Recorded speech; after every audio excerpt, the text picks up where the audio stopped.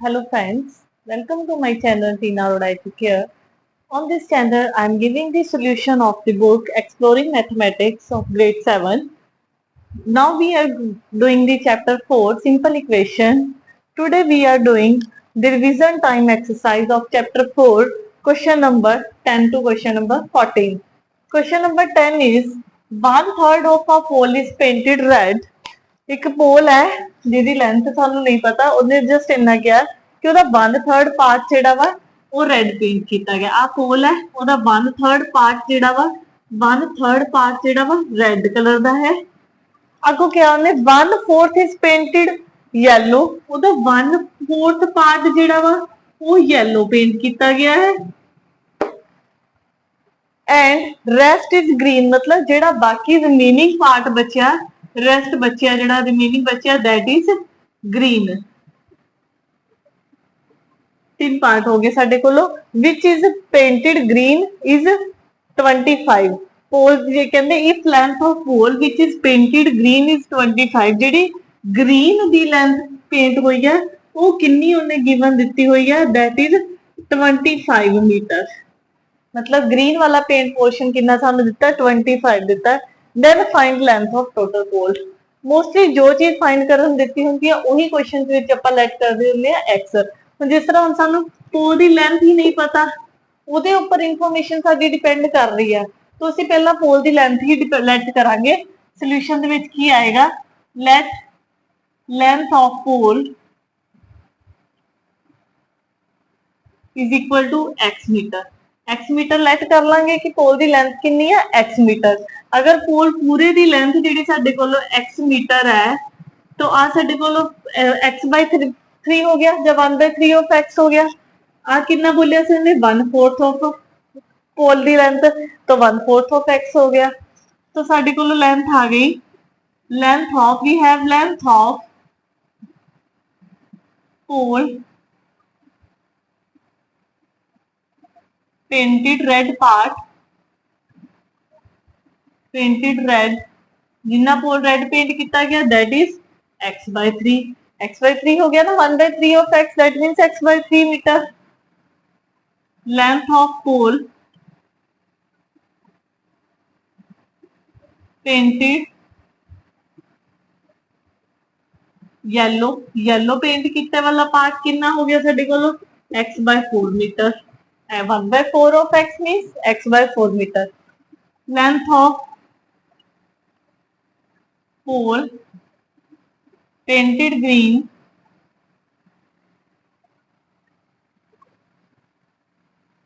is equal to, ਹੁਣ green ਜਿਹੜਾ ਸੀਗਾ rest part ਕਿਆ ਉਹਨੇ total ਸਾਡੇ ਕੋਲ x ਹੈ, ਉਹਦੇ ਵਿੱਚ red x by 3 ਹੈ, yellow ਜਿਹੜਾ x by 4 ਹੈ। तो ਆਪਾਂ rest वाला part किस तरह find करांगे, green वाला x टोटल लेंथ, ਉਹਦੇ ਵਿੱਚੋਂ रेड माइनस करांगे, फिर ਉਹਦੇ ਵਿੱਚੋਂ ही yellow माइनस करांगे, ताही ਸਾਡੇ ਕੋਲੋਂ green part find होएगा। green है कितना 25 metre. 25 metre is equal to x minus x by 3 minus x by 4। Clear है स्टेटमेंट किस तरह बनी। इक्वेशन बनाने तक की मेन काम है साडा, अगो दा इक्वेशन सॉल्व भी करनी है। इक्वेशन सॉल्व करनी है, तीनों एक्स वाली टर्म एक साइड पे है, कांस्टेंट एक साइड पे है, मीटर है, मीटर नु बाद विच लिख लांगे। तो तीनों दा पहले एलसीएम लेके इनु सॉल्व करांगे। 25 इज इक्वल टू एलसीएम लवांगे, 3 4 दा 12 आ जाएगा।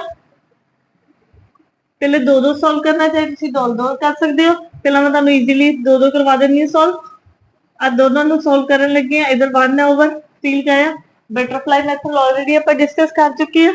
3 1 जा 3, 3 इधर मल्टीप्लाई हो जाएगा, 3x माइनस इधर x 1 मल्टीप्लाई हो जाएगा माइनस x by 4। इधर 25 चल रहा है is equal to 2x by 3 minus x by 4। हुण इन्हां दोनों नूं आपां सॉल्व कर लांगे। 25 इज इक्वल टू 3 4 जा 12, इधर हो गया 4 2 जा 8, 8x minus 3x, that means 25 is equal to 5x over 12। हुण फाइंड की करना, अपना x की वैल्यू फाइंड करनी है।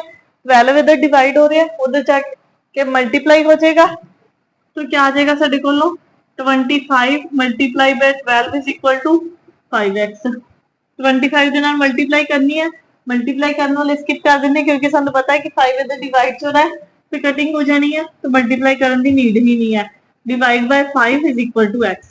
5 इधर मल्टीप्लाई हो रहा था, इधर आके डिवाइड हो गया। 5 में कटिंग होगी, 5 5 जा 25, 12 5 जा 60। एक्स इज इक्वल टू कितना आ गया 6। So length of pole is equal to 60 metre. So length of pole कितनी आ गई साडे कोलों 60 metre. Is it clear? This was our 10th question.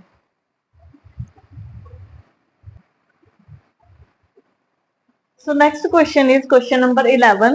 The denominator of fraction is greater than its numerator by 6. ਤੁਹਾਨੂੰ already ਦੱਸਿਆ ਹੋਇਆ ਕਿ ਜਿਹਦੇ ਉੱਪਰ ਇਨਫੋਰਮੇਸ਼ਨ ਡਿਪੈਂਡ ਕਰ ਰਹੀ ਹੋਵੇ ਉਹਨੂੰ ਤੁਸੀਂ x ਲੈਣਾ ਹੈ। ਹੁਣ ਕੀ ਉਹਨੇ ਕਿਹਾ ਡਿਨੋਮੀਨੇਟਰ ਫ੍ਰੈਕਸ਼ਨ ਦਾ ਗ੍ਰੇਟਰ ਹੈ ਉਹਦੇ ਨਿਊਮੀਨੇਟਰ ਤੋਂ। ਨਿਊਮੀਨੇਟਰ ਦੇ ਉੱਪਰ ਡਿਪੈਂਡ ਕਰ ਰਿਹਾ ਨਾ, ਤਾਂ ਨਿਊਮੀਨੇਟਰ ਨੂੰ ਲੈਟ ਕਰੋਗੇ। Let numerator of fraction is equal to x। Numerator x लोगे, डिनोमिनेटर दी उन्हें क्या लाइन बोली है, denominator of fraction is greater than means ज्यादा है न्यूमिनेटर तो कितना ज्यादा है 6 ज्यादा है। तो डिनोमिनेटर कितना आ जाएगा x प्लस 6 आ जाएगा। सो फ्रैक्शन साडे कोलों क्या आ गई, fraction is equal to numerator upon denominator, fraction बन गई। अगो कह रहा इफ कंडीशन लगाई उन्हें numerator is increase by 5 according to question लिख के आप इक्वेशन बनानी स्टार्ट करते हैं। According to question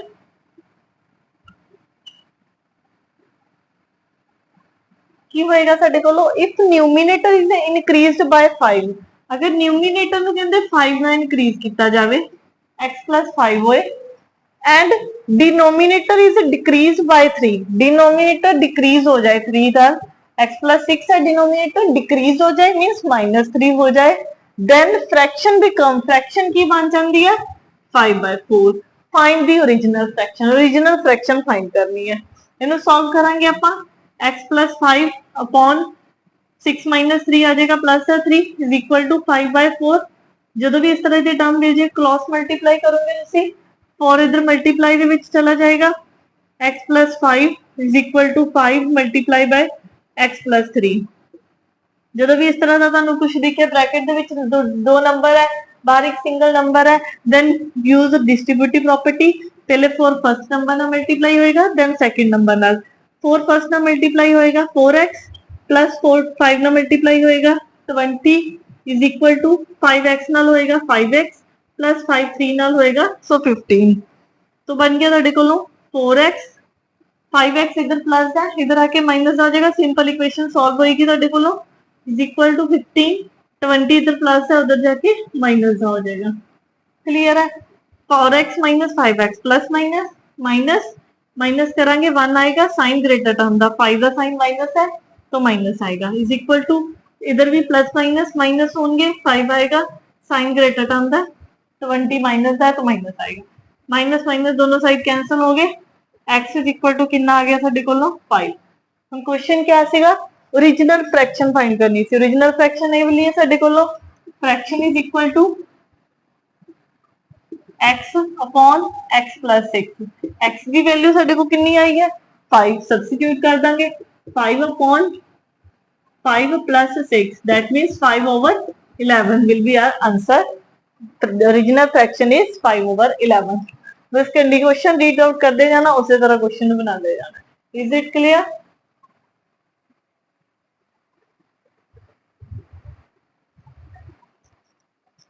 question number 12 is Shreya is 3 times as old as शिविका। दो गर्ल्स की गल हो रही है श्रेया ते शिविका दी। उन्होंने कहा श्रेया दी एज जिहड़ी है शिविका दी एज ऊपर डिपेंड कर रही है, तो किहनू एक्स लेना आपां शिविका दी एज नू एक्स लवांगे। This is important question. Age of Shivika is equal to X years. ठीक है जी, जिहदे ऊपर डिपेंड कर रहा है ਉਹਨੂੰ ਤੁਸੀਂ x ਲੈਣਾ ਹੈ। x ईयर्स ले ली शिविका दी एज। ਹੁਣ श्रेया दी एज क्या लवांगे ਆਪਾਂ age of Shreya is equal to is 3 times as old as Shivika. जे शिविका x ईयर ओल्ड है तो श्रेया कितनी होएगी 3x हो जाएगी। 3 टाइम्स है ना, 3 टाइम्स मतलब 3 नाल मल्टीप्लाई हो जाएगा x। आफ्टर 5 ईयर्स 5 ईयर्स बाद की होया, the sum of their ages will be twice age of Shreya's present age. पहला 5 ईयर्स बाद दोनों की एज कितनी हो जाती है, ये पता होना चाहिए थानू। आफ्टर 5 ईयर्स, आफ्टर 5 ईयर्स की होएगा, दोनों की एज 5 ईयर प्लस हो जाएगी। एज ऑफ शिविका, शिविका की एज कितनी हो जाएगी साडे कोलों x plus 5, x plus 5 years हो जाएगी। एंड एज ऑफ श्रेया कितनी हो जाएगी साडे कोलों 3x प्लस 5 हो जाएगी। क्लियर, दोनों की एज 5 ईयर प्लस हो जाएगी ना, जो शिविका की 5 ईयर प्लस होगी ਉਹਦੀ भी 5 ईयर प्लस हो जाएगी, जिन्नी भी एट प्रेजेंट हैगी है। ਹੁਣ ਉਹਨੇ अकॉर्डिंग टू क्वेश्चन ਸਾਨੂੰ ਕੀ ਕਿਹਾ ਵਾ, according to question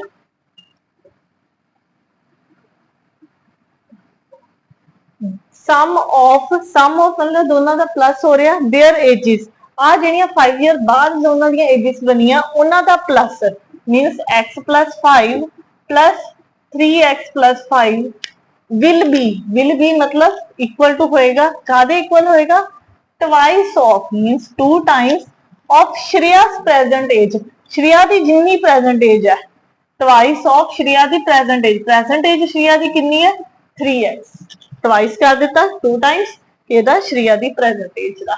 is it clear, ਹੁਣ ਇਹਨੂੰ ਇਕੁਏਸ਼ਨ ਨੂੰ ਸੋਲਵ ਕਰ ਲਾਂਗੇ। x ਵਾਲੀਆਂ ਟਰਮਸ ਦੋਨੋਂ ਪਲੱਸ ਹੋ ਜਾਣਗੀਆਂ, ਇਹ ਬਣ ਗਿਆ ਤੁਹਾਡੇ ਕੋਲੋਂ 4x 5 प्लस 5 हो जाएगा 10 इज इक्वल टू 6x, 10 उधर ले जाऊंगे 6x इधर ले आऊंगे, 4x minus 6x is equal to -10। ध्यान रखना प्लस वाली टर्म उधर जाके माइनस हो जाएगी, 6x भी उधर प्लस का इधर आके माइनस का हो जाएगा। -2x is equal to -10, minus minus दोनों side cancel, x is equal to 10/2 cutting होगी, तो x इज इक्वल टू क्या आ गया साडे कोलों 5। x 5 हो गया, उन्हें पूछा किया find present age of Shreya and Shivika, दोनों की प्रेजेंट एज फाइंड करनी है। एज ऑफ पहले शिविका की आपां लिखी सीगी, शिविका की प्रेजेंट एज कितनी सीगी x कितना साडे कोलों 5, तो शिविका की प्रेजेंट एज कितनी होगी 5 ईयर्स। एज ऑफ दूसरा पर्सन कौन है श्रेया, श्रेया की प्रेजेंट एज कितनी सीगी 3 ईयर्स, 3x सीगी तो 3 मल्टीप्लाई बाय 5 हो जाएगी, that means 15 years. Clear, Shreya की एज प्रेजेंट कितनी आ गई 15 ईयर्स और शिविका की कितनी आ गई 5 ईयर्स। क्लियर,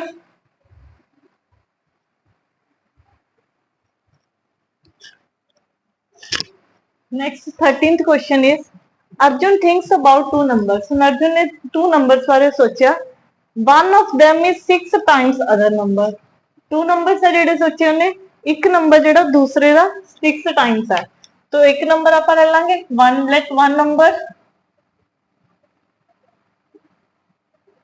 x, अगर एक नंबर x है तो सेकंड नंबर क्या हो जाएगा साडे कोलों 6 time x, 6 time other number है ना, तो सेकंड नंबर हो जाएगा 6x। कंडीशन कह रहा है if larger number is, according to question start करांगे। अकॉर्डिंग टू क्वेश्चन की कह रहे हो, if larger number is, larger number obviously 6x होएगा, 6x is subtracted from 100, 6x जे 100 तो सबट्रैक्ट किया जाए 100 माइनस 6x होएगा, फ्रॉम 100 बोलिया ना तो 100 माइनस 6x लिखेंगे। देन रिजल्ट इज मतलब इक्वल टू होएगा कादे equal 20 less than the number obtained by, 20 less होएगा केदे तो number obtained by the smaller number, sorry obtained by subtracting the smaller number from 50, जे स्मॉलर नंबर चों smaller number नु 50 विचों माइनस किया जाए ਉਹਦੇ ਤੋਂ 20 ਲੈਸ ਹੋਏਗਾ। क्वेश्चन ਨੂੰ ਧਿਆਨ ਨਾਲ ਸਮਝੋ ਕੀ ਕਹਿ ਰਿਹਾ ਉਹ, then result is 20 less than 20 ਘੱਟ ਹੋਏਗਾ ਰਿਜ਼ਲਟ ਕਿਹਦੇ ਤੋਂ, अगर 50 ਦੇ ਵਿੱਚੋਂ ਸਮਾਲਰ ਨੰਬਰ ਨੂੰ ਸਬਟ੍ਰੈਕਟ ਕੀਤਾ ਜਾਏ, 50 ਦੇ ਵਿੱਚੋਂ ਸਮਾਲਰ ਨੰਬਰ ਨੂੰ ਸਬਟ੍ਰੈਕਟ ਕੀਤਾ ਜਾਏ ਇਹਦੇ ਤੋਂ 20 ਲੈਸ ਹੋਏਗਾ।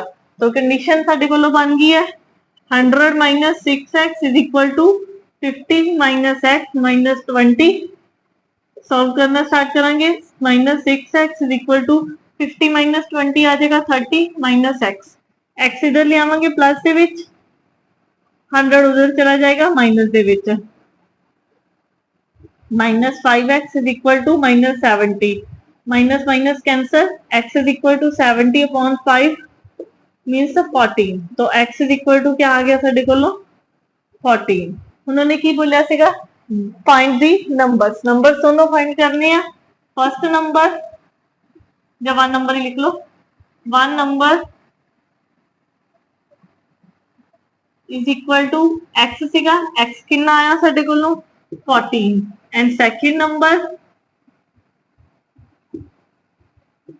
Number is equal to second number साडे को कितना सीगा 6x मीन 6 नु x दे नाल मल्टीप्लाई कर Dange, 6 multiply by 14 84 will be answer. दोनों नंबर्स केड़े नंबर्स बारे उन्हें सोचा 14 and 84। Is it clear?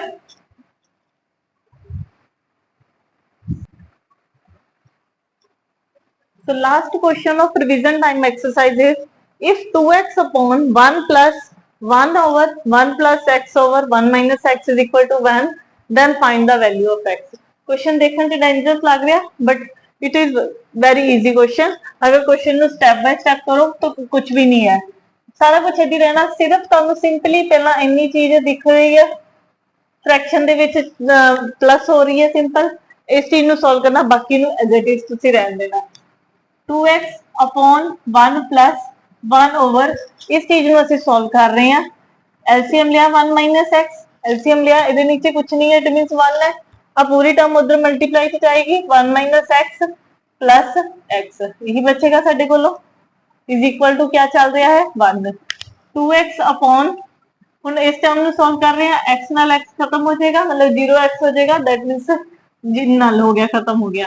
2x upon 1 plus 1 over 1 minus x बचिया साडे कोलों।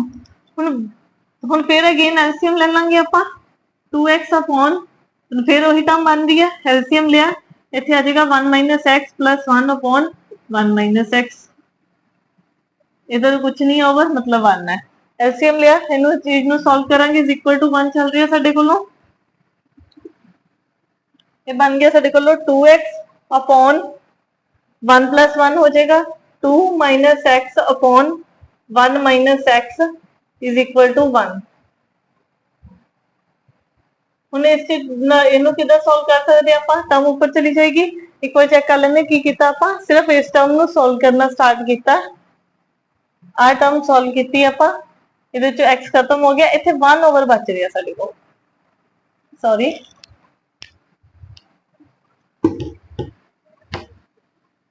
1 ओवर 1 ओवर 1 माइनस एक्स, ठीक है जी। अब 1 भी सीगा ना 1 ओवर 1 माइनस एक्स, तो इन्हों ਆਪਾਂ क्या करांगे 2x अपॉन 3 टर्म ओवर दे विच आ रही हैं साडे कोलों, 3 टर्म्स आ रही हैं, जिस तरह 3 टर्म्स होंगे रेसिप्रोकल हो जाती है, आ टर्म ऊपर चली जाती होंगी है, वो क्या बन जाएगा साडे कोलों 1 plus 1 minus x upon 1 over 1 है तो कुछ नहीं होता, मतलब रह जाता डिनोमिनेटर 1 का कोई नहीं हैगा, तो क्या हो जाएगा साडे कोलों सॉल्व हो जाएगा 2x upon 2 minus x is equal to 1 आ गया। 2x अपॉन इन्हों क्रॉस मल्टीप्लाई कर दो, इधर मल्टीप्लाई से चला जाएगा 2x is equal to 2 minus x 1 के नाल मल्टीप्लाई करेंगे सेम ही आ जाएगा, x इधर प्लस के विच आ जाएगा 2x plus x is equal to 2, 3x is equal to 2 then x is equal to 2/3।